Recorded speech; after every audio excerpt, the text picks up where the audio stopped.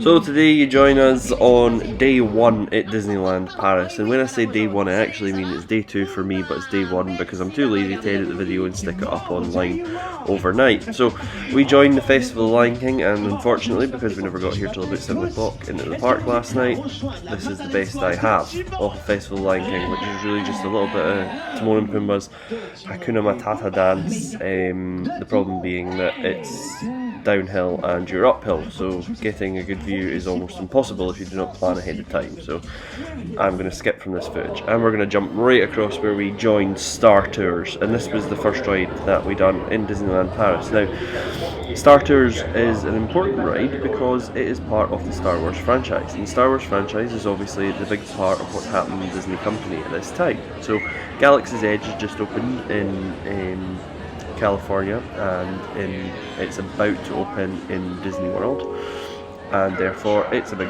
topic. So Star Wars has seen a bit of a renaissance. It's had its new movies that have come out and done very well. It's doing very well on its cartoon TV show. It is also doing very well in the parks. However, there have been, the suggestion that a lot of people maybe haven't flocked to Disney because they're not that interested in the Star Wars rides, and that, Bob Iger himself has been asked, is the pricing too high? Have you got it wrong? Is Star Wars not as big a pool in California and Walt Disney World as it could be? And I think the answer to that is it's completely wrong. The truth is that, let's face it, people go absolutely nuts for Star Wars. This is us at about 8 o'clock on a Monday night in Disneyland Paris, and the queue was already about a 30-minute ride. Now, this ride can eat people. I mean, they were running it at almost full capacity. It can absolutely eat people, so there's no reason it wouldn't be a popular ride. This is the funny wee thing at the end of Star Tours in Disneyland Paris. You almost always land in Batuu. So you always land in the land that's just been opened in California and Walt Disney World. So it's a little nod to the Black Spire Outpost, and you can obviously get to ride that and see it already. So it leads you on to kind of think what's going to happen next, and kind of the expansion that we're going to see in the Walt Disney Studios, and is that expansion going to lead, what sort of ride's going to come from that? Obviously they've not committed to anything. I think internally there is a plan, and the idea is that it is Rise of the Resistance. So Disneyland Paris, certainly the building shape seems to suggest Rise of the Resistance. However, they're very preliminary building plans that have actually been shared. So the truth is nobody actually knows which ride is definitely confirmed for Disneyland Paris. And then you've got the whole problem that Disney will not necessarily release what's going to happen until they know what's been favoured and what's been liked the most at Disney World and Disneyland in Anaheim. Now, I'll be going across to Florida in April, and I'll get to experience Rise of the Resistance, and I'll get to experience Smuggler's Run. I'm actually going on a work trip, so I don't really have that much time, so it's going to be a really squeezed in trip that will take place over the course of about 5 days, but I'm going to squeeze it in just so you can see it, and I'll try and take a video, although I don't know how they are on you taking videos and these sort of things while you're there.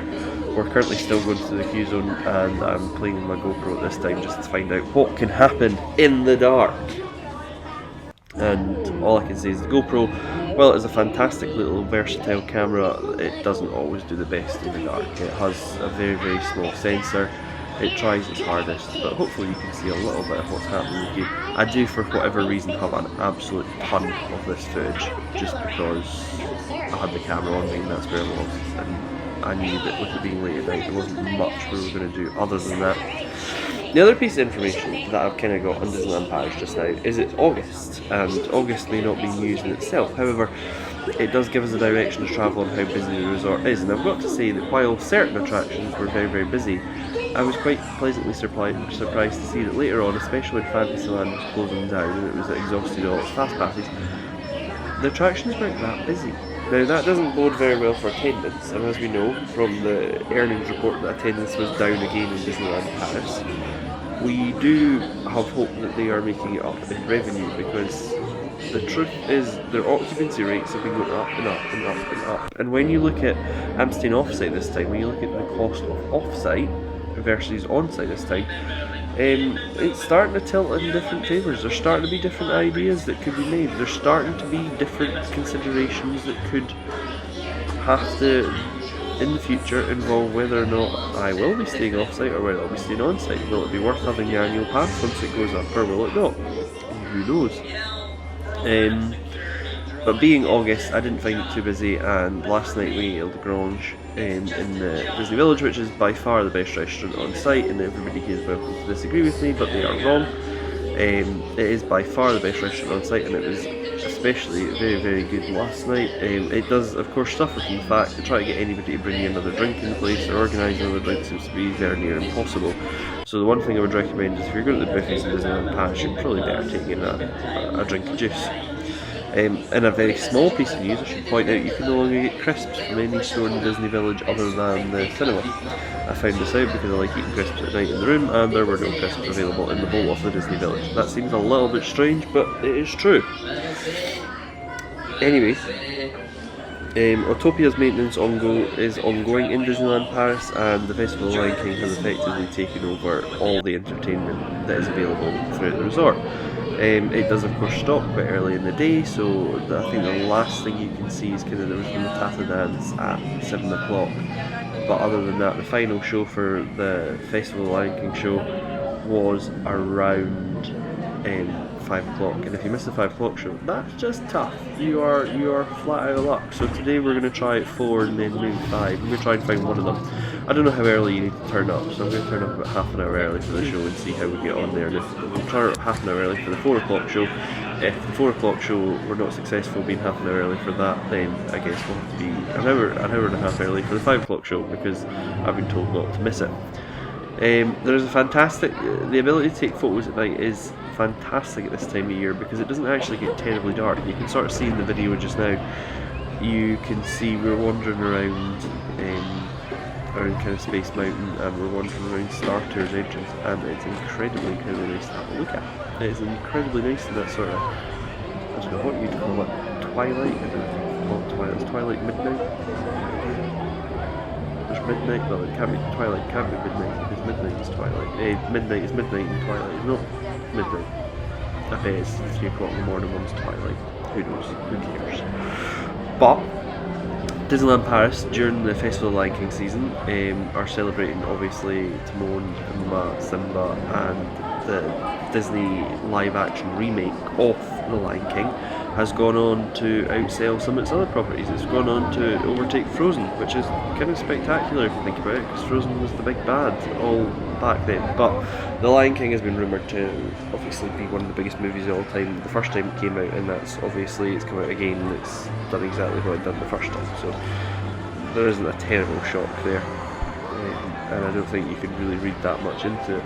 A lot of people online have been quite dismissive of the movie, saying it doesn't live up to the original, and it's not, you know, I don't really know how you would make it true to the original without it being a cartoon, though. You can only live it. I mean, if you take a lion, for example, and you over-animate it in a live-action remake, you run the risk that people, I'm not saying they're going to be immersed and think that it's an actual lion, but you do break the sort of wall that suggests it is a real animal and is real in the movie, and you're then asking them to postpone that and believe that it is real and a cartoon at the same time, which is a really complicated thing, I think, that they've tried to do. Of course, there's the skeptics out there that believe the only reason they have the live action remakes is because they want to continue to protect their copyright.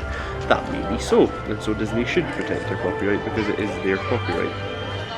However, the other side of that is that there are a lot of people paying an awful lot of money, and a lot of people enjoy these movies, so why would Disney not do it? Because it brings in much needed money and has given them their most comprehensive, successful studio results that they've ever had.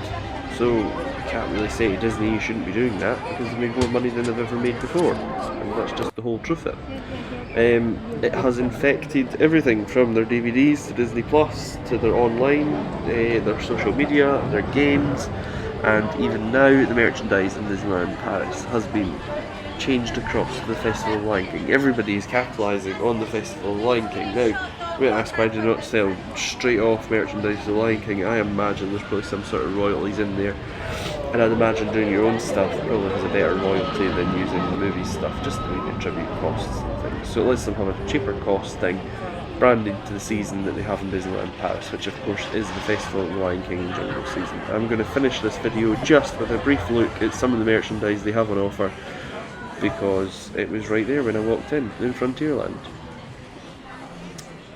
The jungle rhythm. Goodbye.